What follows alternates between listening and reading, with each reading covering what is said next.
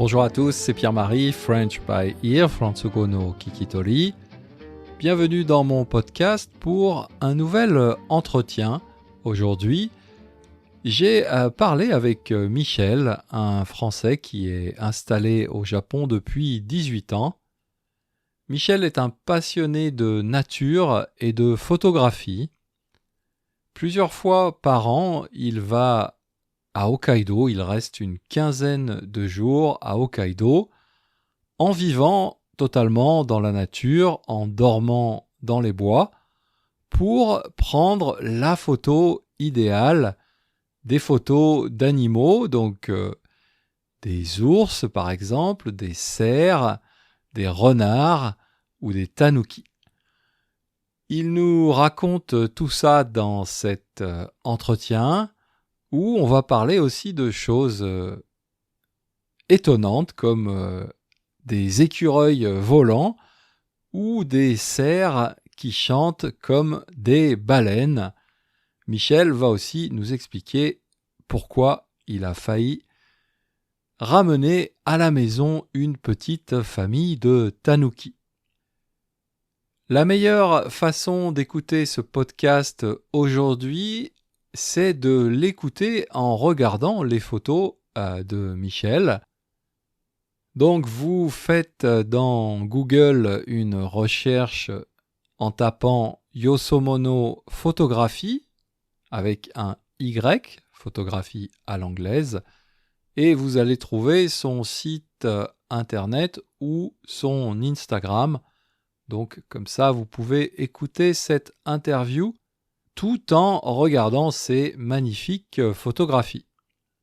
J'ai aussi préparé, si vous le souhaitez, une transcription de cet entretien que vous trouverez sur mon site internet frenchbyear.com. Allez, on écoute maintenant l'interview. Bonjour Michel, Bonjour. et merci d'avoir accepté mon invitation pour parler dans mon podcast. Avec plaisir. Alors l'idée aujourd'hui, c'est surtout de parler de ton activité de photographe nature. Mhm. Mais avant ça, est-ce que tu peux nous donner quelques repères sur ton histoire personnelle? Tu viens de quelle région en France? Tu habites au Japon depuis combien de temps? Voilà, ça fait tellement longtemps que je suis au Japon que je ne pense même plus à combien de temps ça doit faire. Ouais, ça fait 18 ans. Enfin, ça fait bientôt une vingtaine d'années que je suis au Japon en fait. D'accord, Je suis venu quand j'avais quasiment la moitié de mon âge en fait. d'accord. Ça nous donne un autre repère. Voilà. Ouais, je sais vraiment pas par où commencer tellement ça fait vraiment longtemps. Vraiment, j'ai de moins en moins de souvenirs de la France, puisque je rentre plus si souvent que ça, en fait. D'accord. À l'origine, tu es de quelle région en France? À l'origine, je suis donc du nord de la France, la Picardie. Je viens d'un petit village près du bord de la mer. D'accord, Mais sinon, j'étais plus souvent dans les montagnes que... Mon truc, c'est plutôt les montagnes que la mer. d'accord. Mais voilà, je viens d'un village du nord de la France, près de la mer. D'accord, donc les montagnes, c'était les vacances en famille peut-être, ou Voilà, c'est ça. dans les Alpes ou les Pyrénées? Plutôt dans les Alpes, quelquefois dans les Pyrénées, mais surtout dans les Alpes. D'accord. Et donc, il y a 18 ans, tu es venu au Japon et tu habites plutôt dans l'agglomération de Tokyo, j'imagine? Oh là là, alors il y a 18 ans, oui, donc j'étais, comment dire, c'est un peu, c'est un peu honteux de dire ça, mais c'était suite à une rupture amoureuse, en fait, j'avais envie de changer, j'avais envie de partir à l'aventure et de me prouver que j'étais capable de faire, de surmonter des obstacles et j'ai toujours aimé un peu, le côté un peu, la nature du Japon et les religions qui se mélangent à la nature du Japon. Enfin, je pense au shintoïsme, en fait, même si c'est peut-être un peu plus compliqué que ça. Mais les temples perdus dans la nature, enfin, la calligraphie japonaise, enfin, à la base. tout ça, ça me plaisait beaucoup et c'est pour ça que j'ai décidé de venir voir comment ça se passait au Japon et d'apprendre la langue. D'accord. Donc j'ai été 2 ans dans une école de langue Mhm. et ensuite, donc à cette époque, j'habitais du côté de euh, Nelima, il me semble. Ouais, j'habitais du côté de Nelima D'accord. pendant 2 ans. Puis après l'école, ça se passait plutôt bien. J'ai réussi à avoir on appelle ça le JLPT. J'ai réussi à avoir le JLPT niveau 2. J'étais même presque proche d'avoir le 1. Et du coup, j'ai décidé de continuer. J'avais pas été à l'université en France. Et du coup, je me suis dit, pourquoi pas essayer de faire l'université au Japon. Waouh. Et voilà, donc j'ai fait mes examens d'entrée dans une université et puis j'ai été pris du côté de Hachioji, du coup. D'accord. Et là, je suis resté donc 4 ans, hein, puisque j'étais comme un étudiant normal. Hein. J'étais dans une classe avec des Japonais. Je suivais tout était en japonais. Enfin là, c'était déjà, tout était déjà à la japonaise. D'accord. Et après ça, donc j'ai travaillé. J'ai dû trouver un travail. J'ai décidé de rester au Japon. Hein. J'ai trouvé un travail et j'y suis resté combien de temps? 4 ou 5 ans à ce travail. Mhm. Puis c'était dans une école de langue. En fait, j'étais manager dans une école de langue. Et puis après ça, j'ai décidé un peu d'essayer de trouver un travail qui me permette de concilier un peu plus de temps pour moi, pour ce que j'ai envie de faire, pour notamment la photo en fait. Parce que j'étais déjà passionné de photo à l'époque. C'est mon frère qui m'a mis dedans. Mhm. À la base, j'aimais bien regarder donc tout ce qui était revue nature et comme National Geographic. Et puis à ma graduation d'université, mon frère m'a offert un appareil photo, un réflexe. Et puis c'est ce qui m'a mis le pied à l'étrier. C'est une belle expression. Ouais, d'accord. Donc, en fait, au départ, c'était plus, enfin, à la base, depuis ton enfance, tu avais cette passion pour la nature et la passion pour la photo est venue. Elle est venue après, oui. Donc, oui, oui. Donc, c'est vrai que quand j'étais petit, je dormais souvent dans les forêts. J'aimais bien les animaux. C'est vrai que j'étais souvent dans les bois. Je passais des étés à dormir dans les bois, monter une tente. Et ça depuis très jeune, hein, depuis 10 ans, un truc comme ça. Quand D'accord. j'avais 10 ans, je partais déjà dans les forêts, en fait. Ok. Donc, ouais, ça, c'est un truc qui m'a toujours attiré. Alors, c'est vrai que quand on regarde ton Instagram de photographe professionnel, donc c'est sous le nom de Yosomono Photographie, Mhm. on voit que des photos de nature, il n'y a pas du tout de photos de Tokyo, de photos de la ville. Ouais, c'est vrai que c'est assez rare. J'en fais de temps en temps, mais c'est pas ce qui m'attire le plus. D'accord. Mais il faut toujours qu'il y ait un rapport à la nature. Par exemple, en ce moment, il y a des orages. Je connais un endroit assez bien situé. On a un peu toute la vue de Tokyo, en fait, avec le mont Fuji en plus en arrière-plan. Hein. Et un de ces jours, j'aimerais bien quand même aller faire des photos de la ville de Tokyo la nuit quand il y a un orage qui frappe la ville. D'accord. Mais c'est quelque chose que j'ai encore jamais réussi à faire logistiquement, puisqu'à chaque fois que l'orage se déclare, je suis sur autre chose. D'accord. Alors, tu as aujourd'hui un métier qui te permet de, d'avoir du temps libre pour ton activité de photographe. Mhm. En fait, depuis 5 6 ans, je travaille dans une école, en fait, et je suis préparateur laborantin. D'accord. Je travaille dans un laboratoire de chimie et de biologie. D'accord. Et ça correspond aux études que j'avais fait en France avant de venir au Japon. Mhm. Donc j'ai eu de la chance de ce côté-là. J'aurais jamais cru que qu'un diplôme de laborantin puisse me servir au Japon. D'accord. Mais donc c'est ce que je fais.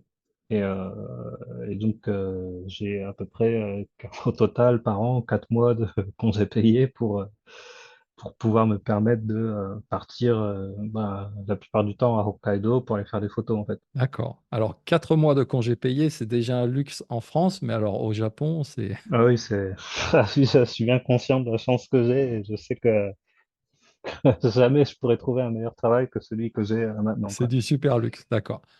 Donc, c'est bien parce que ça te permet de partir en expédition photo. Mhm. Est-ce que tu peux nous expliquer concrètement comment tu prépares ces expéditions? Combien de fois tu pars dans l'année? Combien de jours ça dure? Alors, en général, donc j'essaie, avant d'avoir mon fils, hein, puisque j'ai eu un fils là il y a quelques années, depuis je pars un peu moins souvent, Mhm. mais dans l'idéal, je partais à chaque saison en fait. Je partais 2 semaines au printemps, 2 semaines en automne, un mois et demi en été, D'accord. et puis un mois en hiver. Et tu partais tout seul en général? Ah oui, je partais tout seul, hein. Enfin, je pars toujours tout seul. Des fois, il y a des gens qui me demandent que je les guide et que je les emmène à travers Hokkaido, mais ça, je ne le fais plus en fait. Maintenant, je pars vraiment tout seul. Puis de toute façon, en fait, quand je suis à Hokkaido, je dors la plupart du temps dehors, en fait, dans un hamac, même l'hiver. Donc, il n'y a pas beaucoup de personnes qui peuvent faire ça. D'accord. Et, euh, Et voilà, en général, donc j'ai commencé, la première fois que je suis allé à Hokkaido, c'était il y a 10 ans, ça m'avait vraiment marqué. Hmm. Et à force d'y aller, à force d'y aller tous les ans en voiture, ben, on commence à connaître, on commence à connaître plein de coins. Et puis, il y a des endroits où, à force de pister les animaux, je commence à savoir les pister. Et il y a pas mal d'endroits où j'ai des terriers de renards, j'ai des trous où il y a des chouettes, Hmm. J'ai, et puis quand je suis dans le Kanto les week-ends, j'ai un terrier de tanuki, une famille de tanuki à observer aussi. D'accord. Vous prenez rendez-vous, non, avec les tanuki? Bah, les tanuki commencent à bien me connaître parce que c'est vrai que j'y vais vraiment souvent et du coup ils ont plus trop peur de moi et je fais un peu partie du paysage là-bas. Hmm. Et pour Hokkaido c'est un peu plus difficile puisque j'y vais pas assez souvent pour que les animaux puissent se souvenir de moi. Hmm. Mais en général, il y a vraiment beaucoup d'animaux à Hokkaido et ils ont l'habitude de voir des hommes, donc ils sont un peu moins craintifs. Donc c'est que les animaux de Tokyo et du coup, ils sont aussi assez faciles à observer quand on cherche pas à observer des choses trop rares. D'accord. Donc, quand tu pars, tu vas partir 15 jours, par exemple. Donc, pendant 15 jours, tu bivouacs, c'est-à-dire que tu dors à l'extérieur. Voilà, donc je prends ma voiture, je mets mon hamac, mon duvet, je mets des habits, Mhm. mon sac photo et je prends le bateau à Walai. Et ensuite, il me dépose à Tomakomai. Et ensuite, à partir de Tomakomai, je pars du côté de l'est de Hokkaido. Mhm.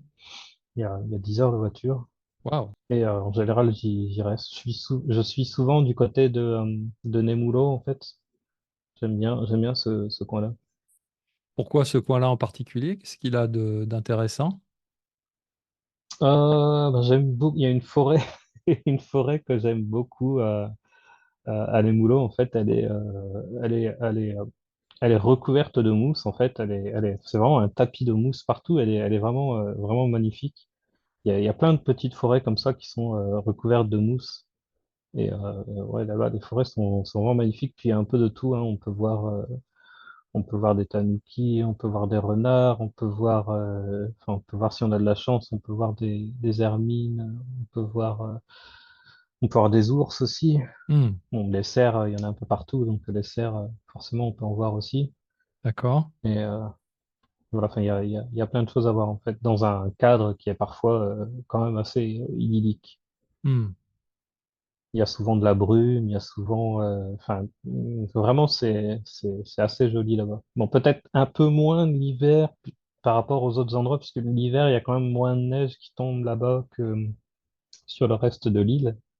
Mais voilà, ça reste un coin très joli. Hmm. Donc tu peux aller au même endroit à plusieurs saisons différentes et tu vas forcément avoir des paysages différents, des animaux différents aussi. Oui, moi, en général, quand mes photos et ce que j'ai en tête, ça a été réussi, j'essaye de pas perdre de temps à explorer d'autres endroits parce que j'ai exploré des endroits qui valent le coup. Ça prend vraiment beaucoup de temps et c'est pas toujours rentable, c'est même souvent, plus souvent une perte de temps en fait. Et là, comme je commence à avoir vraiment plein d'endroits où je vois toujours des trucs qui sont intéressants, bah, en fait, je prends la voiture et je tourne, en fait. Je fais une boucle et je m'arrête à tous les endroits que je connais pour voir, bah, à cet instant T si c'est intéressant ou pas, en fait. D'accord. Et quand on fait ça, 2 semaines, ça passe très vite. Hmm. Bah, surtout quand on perd du temps à devoir monter un camp le soir et le démonter le lendemain. D'accord. Et sur une expédition comme ça de 15 jours, tu ramènes combien de photos? Alors, au début, j'en ramenais vraiment beaucoup et puis je suis devenu de plus en plus difficile. Donc au début, je revenais, j'avais peut-être 2000 photos dans le boîtier à trier. D'accord. Et puis maintenant, quand je reviens au bout de 2 semaines, si j'en ai, je sais pas, 300, 400, je suis content. Ah ouais, d'accord. Et dans les 300, 400, je vais en garder maximum une centaine, peut-être une fois que j'aurai fini de tout trier en fait. Hmm. Donc ça, c'est l'expérience en fait, finalement. Je pense qu'on peut dire ça, oui. Ouais. Après, il y a aussi, bah, parce qu'il y a certains moments et instants qui sont rares et que j'essaye de capturer. Et du coup, quand on essaie de les capturer, bah, on passe plus de temps sur ça et forcément, on prend moins de photos. Bah, par exemple, les hivers, au lieu de courir après des photos qui sont un peu faciles, bah, par exemple, partir en croisière, voir des pigargues ou alors partir, enfin, un peu dans les coins touristiques. Hmm. Je préfère essayer de faire des photos d'écureuils volants, en fait. Enfin, en ce moment, les hivers, il faut toujours que j'essaye de passer, il faut toujours que je reparte avec au moins une ou deux photos d'écureuils en vol, en fait. Et en général, ça me prend peut-être, pour avoir une photo d'écureuil en vol qui soit nette et qui soit bien. En général, ça me prend une semaine. Il me faut au moins une semaine pour avoir une ou deux photos, quoi. Ah ouais, d'accord. Donc là, déjà, bon, les écureuils volants volent qu'à certaines heures, donc à d'autres heures de la journée, j'ai le temps d'essayer de faire d'autres photos, mais en général, quand je suis focalisé sur ce type de photo, je perds beaucoup de temps. Hmm. Il y a aussi quelques années, j'essayais d'avoir des photos de cerfs avec le soleil qui se lève, qui se couche, et d'essayer de faire en sorte que le soleil soit entre ces bois, en fait. Ah ouais. Aussi, c'est quelque chose sur lequel j'ai passé pas mal de temps, en fait. Hmm. Et, et puis, depuis quelques temps, je le fais avec la Lune aussi. Enfin, j'essaye de le faire avec la Lune. Voilà pourquoi bah, je reviens avec moins de photos qu'avant, en fait. Parce qu'avant, j'y allais vraiment, je me baladais, j'avais l'appareil photo et tout ce qui bougeait, ben, j'essayais de faire des belles photos Hmm. et voilà. Alors que là, j'y vais maintenant avec une idée et j'essaye d'accomplir l'idée que j'ai en tête, en fait.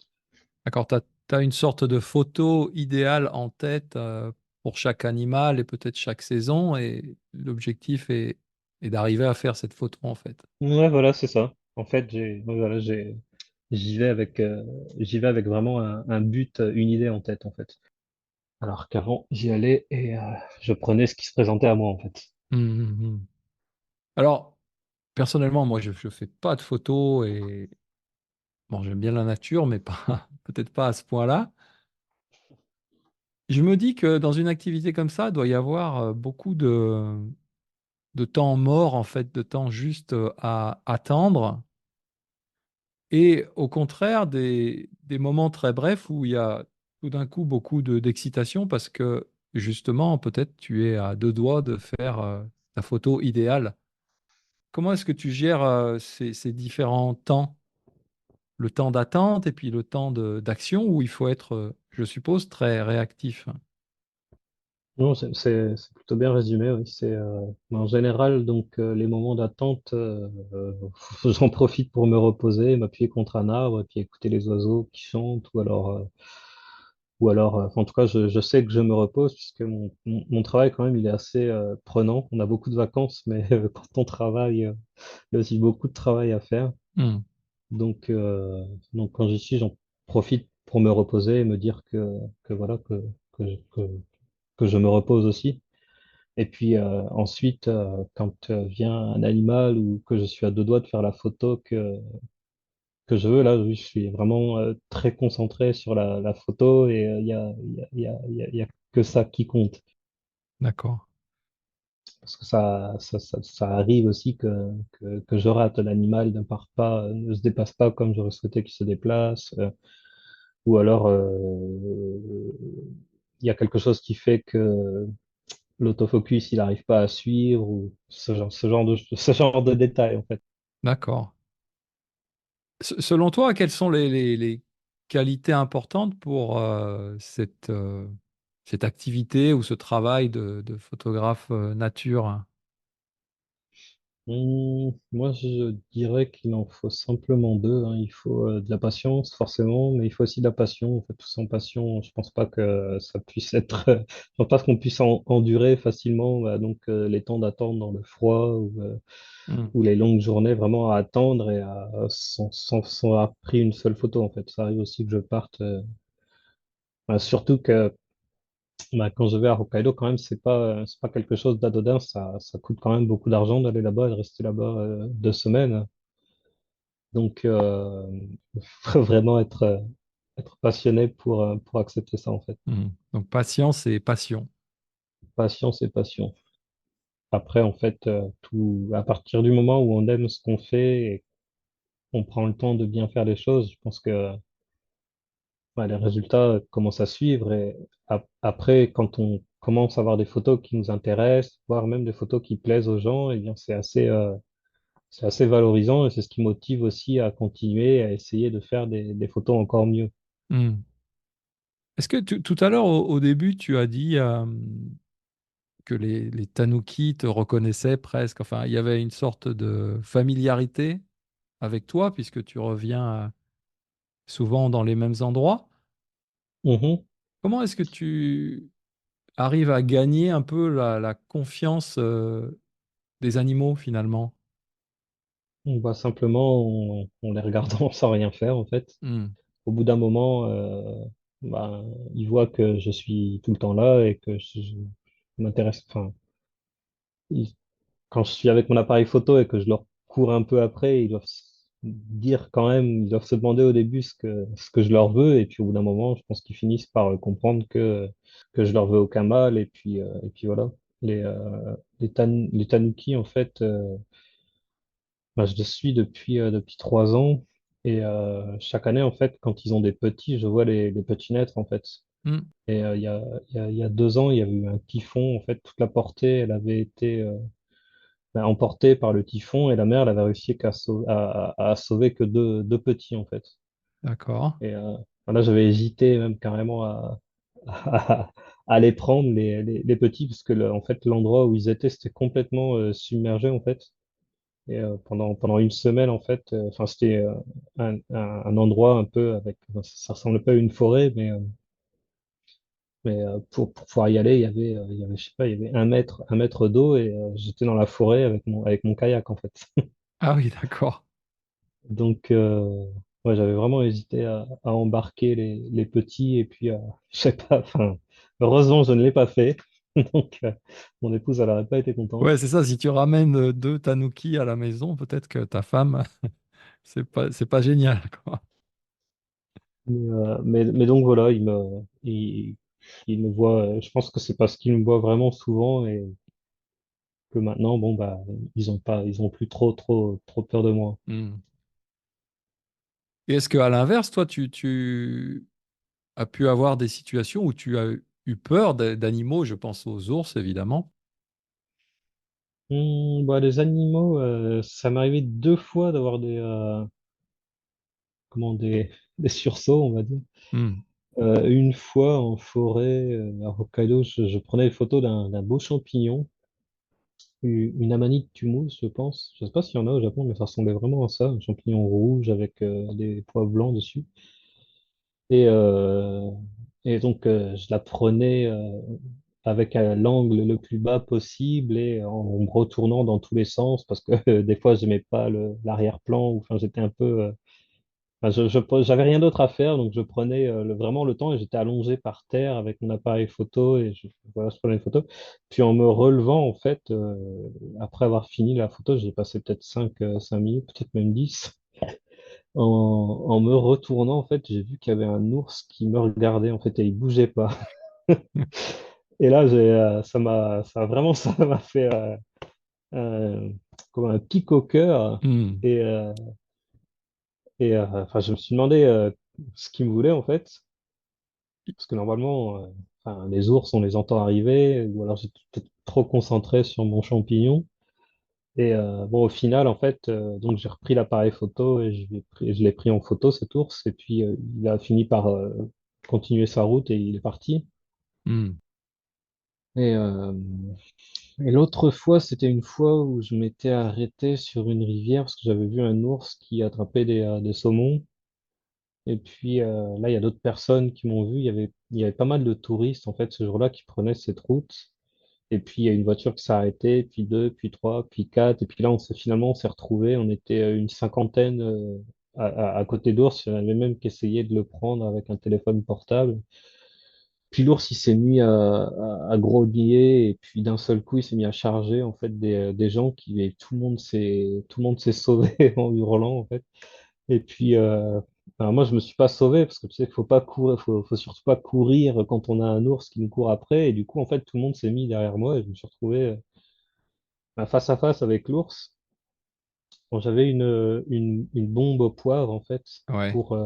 et j'étais prêt à l'asperger. Puis une personne âgée du coin qui est venue en tapant dans les mains et en courant après l'ours. Et finalement, l'ours, il a eu peur, il s'est sauvé. Hmm. Mais ouais, là, c'est un peu les deux fois où vraiment je me suis dit, oula, attention quand même. Ouais, les ours, ouais. Mais les ours, j'en vois assez souvent et la plupart du temps, il se passe jamais rien de fou. Hmm.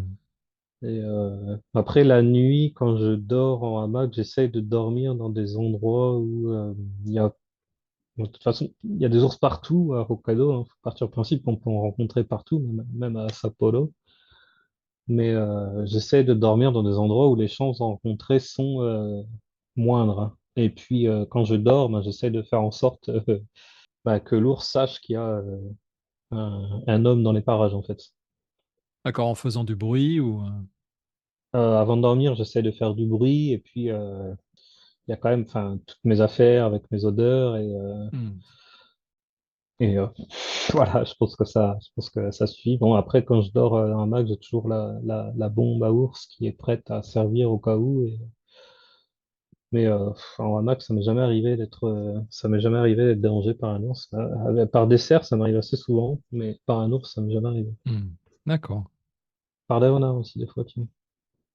Est-ce que quand tu es dans ces situations, tu te sens comme un étranger à ce monde-là ou comme si tu faisais partie de ce monde-là? Je te pose cette question parce que le nom de ton activité ou de ton compte, c'est Yosomono. Mhm.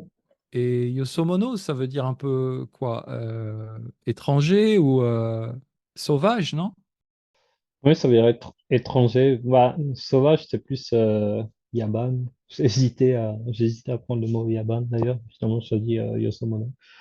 Je trouvais que ça sonnait mieux. Puis au final, je le regrette. J'aurais plutôt dire sauvage, c'était plus marrant.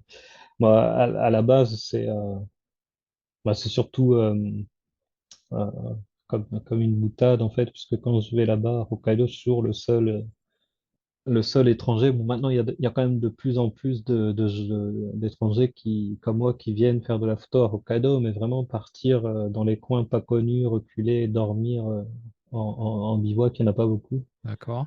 Bon, et puis après, pour répondre aussi à la question, oui, je ne me vois pas forcément comme. C'est vraiment une question compliquée. Je pense quand même qu'on fait tous partie,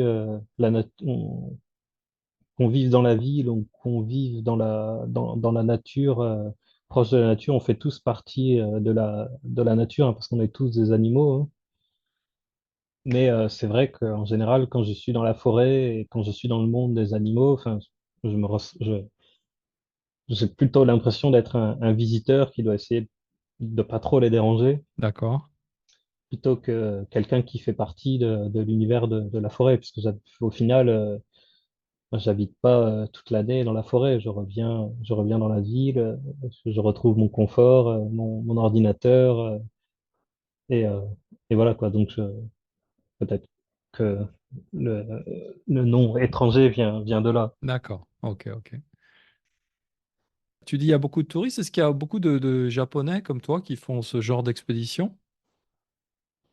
En général, donc des Japonais qui font de la photo, enfin, il y en a quand même beaucoup d'ailleurs. Il y a certains endroits, il y a quand même maintenant un peu une certaine concurrence et des fois un peu, un peu de, euh, je ne trouve plus le mot.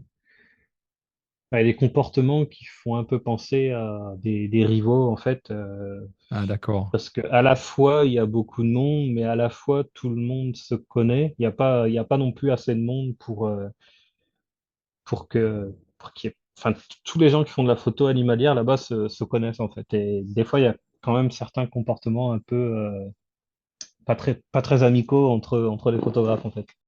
C'est un peu comme les ramasseurs de champignons dans les forêts en France, non? Et ça, c'est exactement ça. Ah oui, c'est exactement ça. Personne ne veut donner les bons coins ou trouver les bons champignons. Voilà, c'est ça. Et puis dès qu'il y a quelqu'un qui a trouvé un terrier qui est... Ou alors, non, moi, le plus difficile, c'est surtout dès qu'il y a quelqu'un qui a trouvé un animal qui est rare, en fait. Et là, ça devient un peu la course à l'information. Il y en a qui vont essayer de demander les informations pour savoir où est-ce qu'on peut le trouver. Moi, je pense par exemple il y a une époque, il y avait un, un écureuil albinos. Hmm, Il était tout blanc et des yeux rouges et en fait, du coup, ça le rendait très très rare et beaucoup de gens essayaient de le prendre en photo, surtout l'hiver dans la neige, c'est assez intéressant. Et donc, sur cet endroit, on est forcément on croisait d'autres photographes et tout le monde essayait de faire la photo de cet animal-là en fait. d'accord. Donc il y avait une certaine rivalité entre entre les photographes Hmm, et parfois une ambiance qui est pas super agréable en fait. d'accord. Donc, dans certains coins, il y a cette ambiance-là. Mais après, bon, bah, quand je pars, je vais à Hokkaido aussi avec mon kayak. Et, euh, et des fois, donc, je fais pas mal de kayak à Hokkaido. Là, je suis sûr de rencontrer personne, en fait. Même la plupart du temps, quand je dors en forêt, je rencontre personne, en fait. D'accord.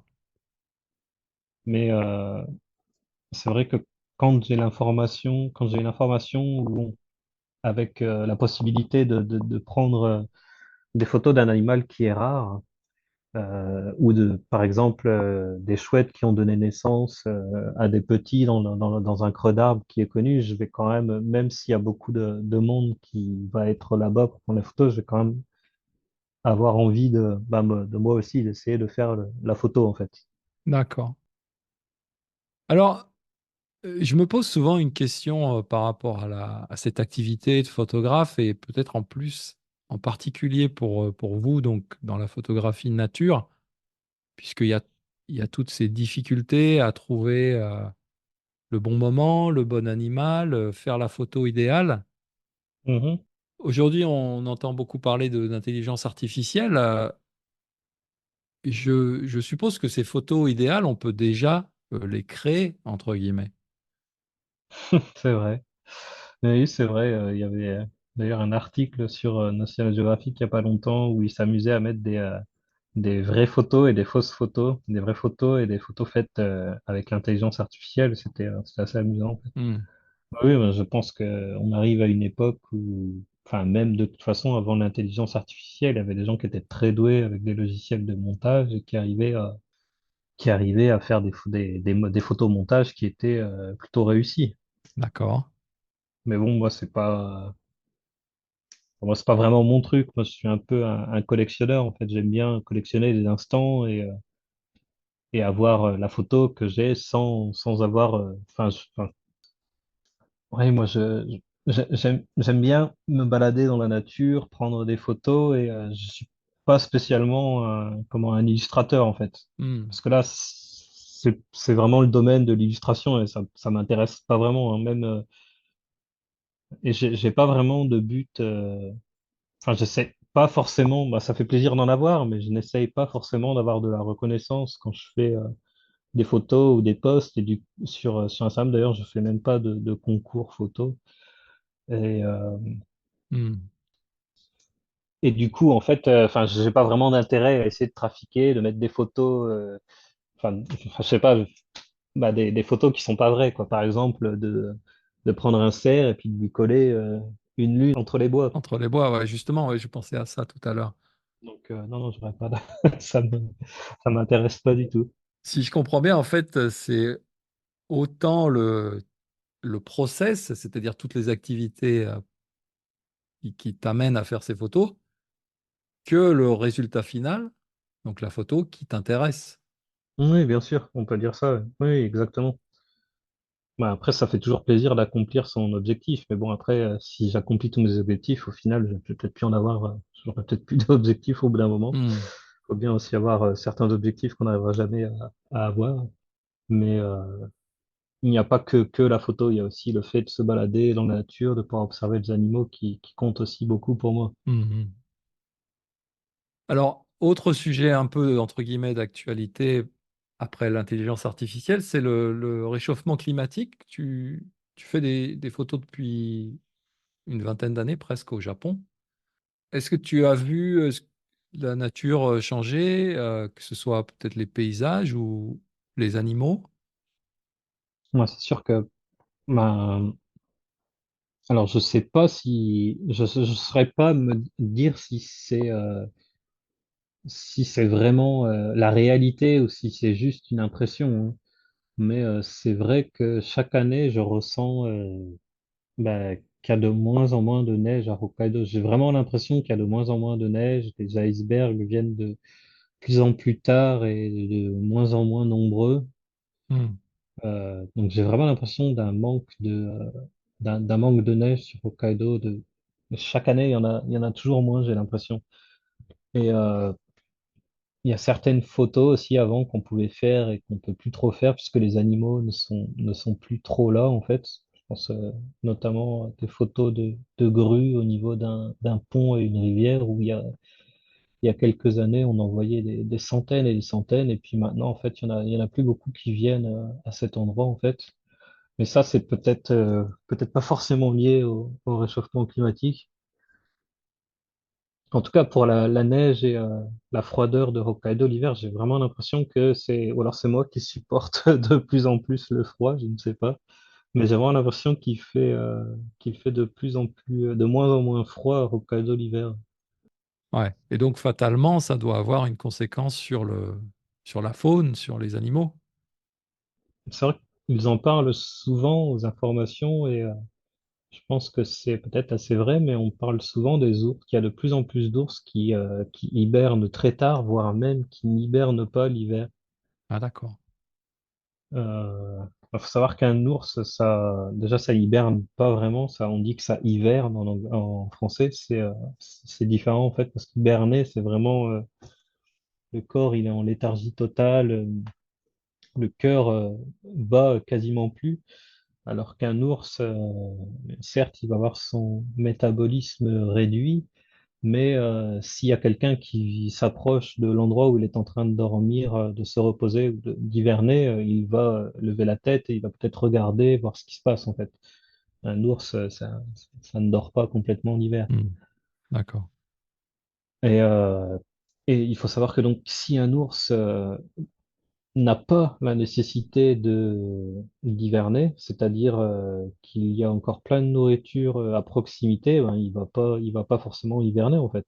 Parce que quand ils hivernent, c'est simplement parce qu'ils n'arrivent plus à trouver de nourriture et que leurs dépenses énergétiques journalières, elles sont plus élevées que l'apport qu'ils gagnent en consommant de la nourriture. D'accord. Là, ils décident d'hiverner. Mais si par exemple, pendant l'hiver, il y a plein de carcasses de, je sais pas, plein de carcasses, par exemple, les cerfs, en fait, qui se font bah, souvent renversés par des voitures ou par des trains. Et il y a des carcasses donc un peu partout. Il y a des fois donc des ours qui mangent les carcasses de cerfs et qui éventuellement se passent donc de d'hiverner. D'accord. Il y a plus de cerfs que d'ours à Hokkaido? J'ai aucune idée. Ah oui, oui, bien sûr, c'est c'est pas du tout comparable. Ok. Ah oui, c'est pas du tout comparable. Je pense que les ours doivent avoir peut-être, j'ai peur de dire une bêtise, mais peut-être dans toute l'île environ peut-être 5000. Ok. Et les cerfs, c'est pas comptable. C'est, je sais pas combien t'as, mais ça doit se chiffrer en centaines de milliers, Ah peut-être ouais. même plus. Ah non, non, les cerfs, c'est vraiment.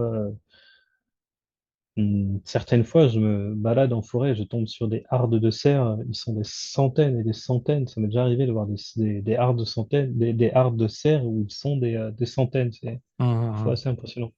Mais il a vraiment beaucoup là-bas. Moi, j'aime bien les cerfs. Je trouve ça assez majestueux comme animal et c'est assez. C'est quand même assez sympa de pouvoir en croiser à Hokkaido, mais c'est vrai que les gens à Hokkaido, il y en a beaucoup qui aiment pas les cerfs en fait, parce que il y a des problèmes avec l'agriculture, ça vient manger les récoltes de l'homme, Bien sûr. qui sont sur des terres qui à la base étaient des endroits où les cerfs pouvaient peut-être se nourrir avant que les hommes arrivent, mais enfin ça c'est un autre débat. Est-ce que dans tous ces animaux que tu croises et que tu photographies à Hokkaido, lequel est, à ton avis, le plus photogénique? Plus photogénique dans quel sens? Bah, l'animal avec lequel tu fais les plus belles photos, en fait. Mais je dirais quand même que, en tant que photographe animalier, le travail du photographe animalier, c'est quand même de réussir à savoir mettre en valeur n'importe quel animal, même ceux qui sont pas forcément mis en valeur, en fait. D'accord. Même ceux qui se prêtent un peu moins à la photo, j'ai envie de dire. Hmm.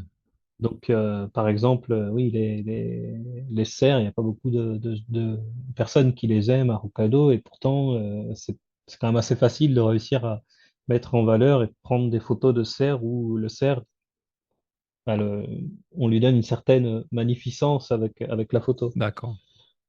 Alors, par contre, quand on parle d'animal photogénique, j'aurais tendance à me baser sur les résultats, les scores un peu de likes, on va dire, sur Instagram. Et si on se basait sur ça, je pense que oui, ça serait sans hésiter, ce serait les renards en fait. Donc les gens aiment bien les renards sur mon compte Instagram. Dès que je mets des photos de renards, il y a toujours plus de commentaires, plus de likes, plus de vues. Et après, sinon, je pense que les gens, ils aiment bien aussi les écureuils volants. D'accord. Mais toi, t'as pas de préférence. Non, non, moi j'ai pas de, moi j'aime tous les animaux, j'ai vraiment pas de préférence, même les animaux que les gens n'aiment pas forcément, je les aime, je les aime aussi. Mais les tanuki par exemple, il y a pas beaucoup de gens qui les aiment, j'ai l'impression. C'est vrai, ouais. Moi je les trouve assez sympathiques à observer en fait. Ok. D'accord. Bah écoute, merci pour toutes ces explications. Où est-ce qu'on peut voir tes photos, en fait, alors? Quel est le mieux pour voir tes photos?